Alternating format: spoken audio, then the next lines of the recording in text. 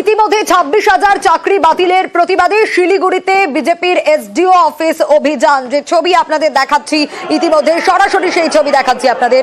শিলিগুড়িতে বিজেপির SDO office অভিযান, 26,000 চাকরি বাতিলের প্রতিবাদে এবং সেখানে উত্তেজনার পরিস্থিতি তৈরি হয়।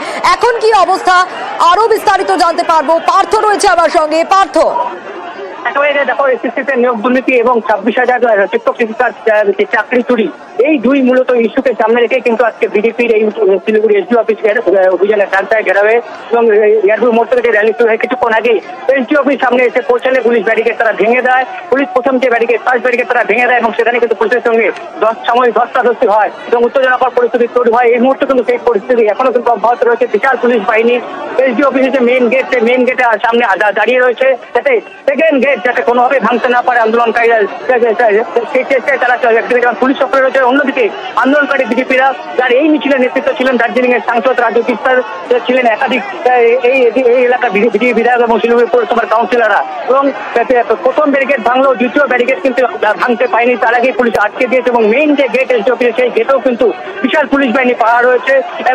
শিলিগুড়ি এডিসিপি থেকে শুরু করে প্রধাননগর থানা আইসি সহ উচ্চ আধিকারিক ঘটনাস্থলে রয়েছেন যাতে কোনোরকম ভাবে বিশৃঙ্খল পরিস্থিতি তৈরি না হয় সেদিকে যেমন নজর রয়েছে পুলিশের।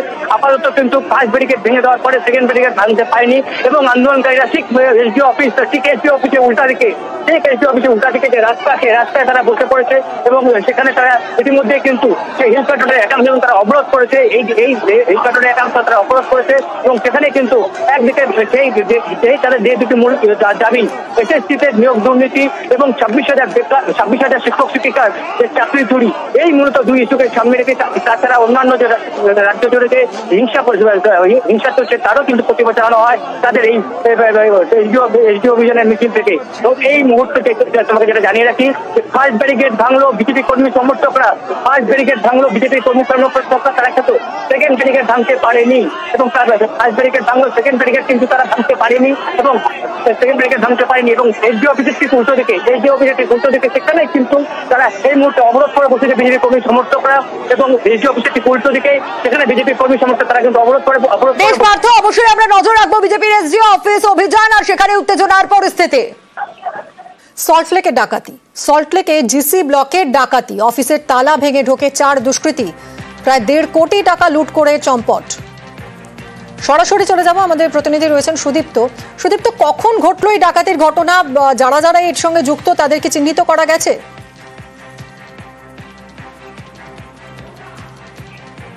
দেখো মিমি, সল্টলেকের 184 নম্বর বাড়ি জেসি ব্লক এবং এই বাড়িটি মূলত দোতলা বাড়ি। একবার দেখাতে বলবো আমার ক্যামেরা পার্সনকে। দোতলা বাড়ির ওপর তলায় মালিক থাকেন, তবে তিনি বেশিরভাগ সময়টাই থাকেন না, বছরের বেশিরভাগ সময়টা তিনি আমেরিকায় থাকেন। তিনি এখানেও নেই এখনো পর্যন্ত, যখন এই ঘটনা গতকাল রাতে ঘটেছে। নিচের তলায় একটি অফিস রয়েছে, তবে ঠিক কি অফিস তা এখনো পর্যন্ত জানা যায়নি। এবং এই যে বাড়ি, তার বাড়ির যে পাশের ফ্ল্যাট, সেই ফ্ল্যাটের যিনি দারোয়ান রয়েছেন তিনি মূলত বলছেন যে গতকাল ঠিক রাত 2টো নাগাদ একটি আওয়াজ পায় তারা এবং দেখে যে এই যে গেট, এই গেট কিন্তু খোলা ছিল এবং এই গেটের তালা ভাঙা ছিল। এবং তার পরবর্তী ক্ষেত্রে পুলিশের কাছে খবর যায় এবং পুলিশ আসে এবং পুলিশ তারপর এখানে ঢোকে এবং জানতে পারে যে পুলিশ সূত্রে জানা যাচ্ছে প্রায় 1.5 কোটি টাকা মতো ডাকাতি হয়েছে, এমনটাই জানা যাচ্ছে। তবে এখনো পর্যন্ত এই ঘটনার সঙ্গে কারা জড়িত রয়েছে তা এখনো পর্যন্ত কিন্তু জানা যায়নি। পুলিশ সিসিটিভি ফুটেজ খতিয়ে দেখার চেষ্টা করছে এবং এই অফিসের ভেতর এখনো পর্যন্ত কিন্তু কয়েকজন রয়েছে যারা অর্থাৎ অফিসের যারা কর্মী, কিন্তু তাদেরকে অনেকবার ডাকা সত্ত্বেও তারা কিন্তু আসছেন না, তারা বাইরে এসে কথা বলছেন না। মূলত তদন্ত চলছে এখনো পর্যন্ত, এটাই জানা যাচ্ছে। মিমি, ধন্যবাদ সুদীপ্ত। আমরা জাস্ট আওয়াজ পেয়েছি আমাদের গাড়িটা, তখন আবার বেরিয়েছি, আমি কিছু দেখিনি। আমাদের পাশে দেখছি ওদের গেটটা শুধু খোলা ছিল। আর আমাদের একজন এখানে দাদা থাকেন, ওই পাশে গিয়ে ওদেরকে বাইরে গিয়ে ওদের গেটের দারোয়ানকে ডেকে দিচ্ছে। বাস ওরা এসে পুলিশের এসে ওই ধরেছে, আর কিছু না। 7-8 মাসে নতুন অফিস খুলেছে। আর উপরে মাসিমা আমেরিকা 6 মাস অন্তত থাকে, আবার চলে আসে। এখন আছেন না, ওরা নেই।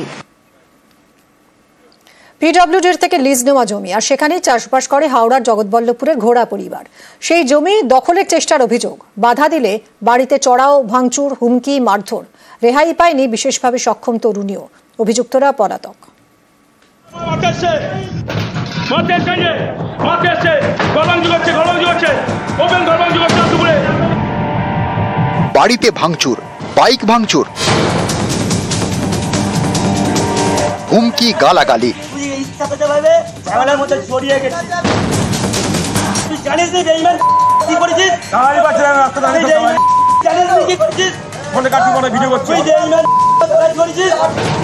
হাওড়া জগৎবল্লভপুরের ইছাপুর ঘোড়াপাড়ায় ব্যাপক উত্তেজনা। জমি দখলের চেষ্টার প্রতিবাদ করায় স্থানীয় রবিন ঘোড়ার বাড়িতে মঙ্গলবার তাণ্ডব চালানো হয়।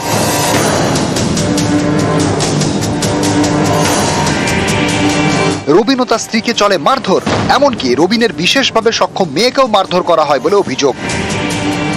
এবছরের শুরুতে পিডব্লিউডির থেকে জমি লিজ নেন রবিন ঘোড়া।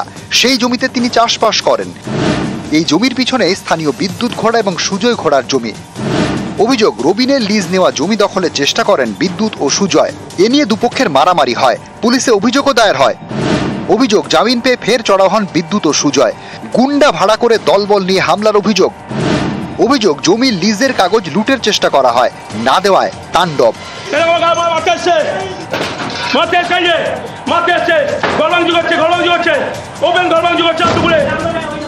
রাত্রি 12টার পর দলবল বেঁধে আমার বাড়ির উপরে অত্যাচার করেছে, লুটপাট করতে এসেছিল। আমাদের এই মারধর করেছে, আমার মেয়েকে মেরেছে, আমার স্ত্রীকে মেরেছে, আমার দাদাকে মেরেছে। ওই ওয়াকিং অর্ডারের কাগজপত্রগুলো লুট করে নিয়ে যাবার জন্য জুনামনেরও এসেছিল, পাশের সব গুন্ডাদের ভাড়া করে নিয়ে এসেছিল। এসে বললো তোদের সব মেরে থেঁতো করে দেবো। তাহলে আমার প্রতিবন্ধী মেয়েটাকে মেরেছে, আমার মেজো ভাসুরকে মেরেছে, আমার স্বামীকে মেরেছে। বললো যে তোদের সব কাগজপত্র কোথায় আছে বার করে, নাহলে তোদের সব থেঁতো করে দেবো। বাড়িতে ঢুকে তাণ্ডব, ভাঙচুর, মারধর, হুমকি। আমি দেখাতে চাইছি, ঠিক আছে, আমি তোকে দেখাতে চাইছি, কিন্তু একদম দিব্যি দিয়ে বলবি কি তোকে মাথায় মারতে গেলাম না, তুই ইচ্ছা করতে পারবে ঝামেলার মধ্যে জড়িয়ে গেছিস। তুই জানিস নি বেঈমান কি করেছিস? এ নিয়ে মঙ্গলবারই জগৎবল্লভপুর থানায় অভিযোগ দায়ের হয়। ক্যামেরায় রাজু ভূঁইয়ার সঙ্গে দেবাশিস চক্রবর্তী, নিউজ 18 বাংলা। পুড়ছে দক্ষিণবঙ্গ। শনিবার পর্যন্ত দক্ষিণবঙ্গে তীব্র গরম। পশ্চিমের 3 জেলায় তাপপ্রবাহের সতর্কতা। এই নিয়ে কথা বলবো। বিশ্বজিৎ সাহা রয়েছেন আমার সঙ্গে, আমার সহকর্মী। বিশ্বজিৎ, এই যে প্রবল গরম, এর থেকে রেহাই কবে মিলবে? কোন ঝড় বৃষ্টির কোনো পূর্বাভাস কিছু কি বলছে আবহাওয়া দপ্তর?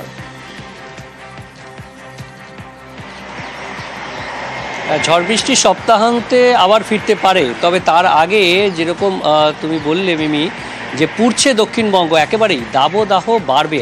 আজ এবং আগামীকাল চরম দাবদাহের মধ্যে দিয়ে যাবে দক্ষিণবঙ্গের সব জেলায়। কলকাতা সহ দক্ষিণবঙ্গের সব জেলাতেই গরম এবং অস্বস্তি বাড়বে।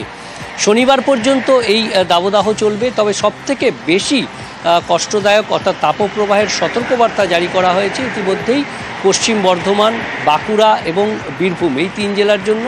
তবে পুরুলিয়া, পশ্চিম মেদিনীপুর, ঝাড়গ্রাম সহ পশ্চিমের বাকি জেলাতেও তাপপ্রবাহের মতো পরিস্থিতি তৈরি হবে। ইতিমধ্যেই 40 ডিগ্রি তো পেরিয়ে গেছেই তাপমাত্রা বেশ কিছু জেলাতে, পশ্চিমের জেলাগুলিতে মূলত। এমনকি সিভিয়ার হিটওয়েভ গতকাল ছিল মেদিনীপুরের কিছু অংশে। অর্থাৎ শুধু তাপপ্রবাহ নয়, চরম তাপপ্রবাহের পরিস্থিতির মধ্যে দিয়ে যাচ্ছে বেশ কিছু জেলা দক্ষিণবঙ্গে। ইতিমধ্যে উত্তরবঙ্গের মালদাতেও 40 ডিগ্রি পেরিয়ে গেছে পারদ। অর্থাৎ মালদাতেও তাপপ্রবাহের মতো পরিস্থিতি।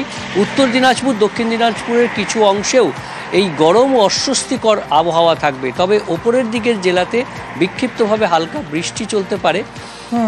উত্তরবঙ্গে বৃষ্টিটা বাড়বে শুক্রবার, অর্থাৎ আগামী কাল থেকে কিছু বাড়তে পারে। শনিবার, রবিবার উত্তরবঙ্গের সব জেলাতেই বৃষ্টির সম্ভাবনা। আর দক্ষিণবঙ্গের ক্ষেত্রে স্বস্তি রবিবার থেকে মঙ্গলবারের মধ্যে ঝড় বৃষ্টির সম্ভাবনা থাকছে। ধন্যবাদ বিশ্বজিৎ।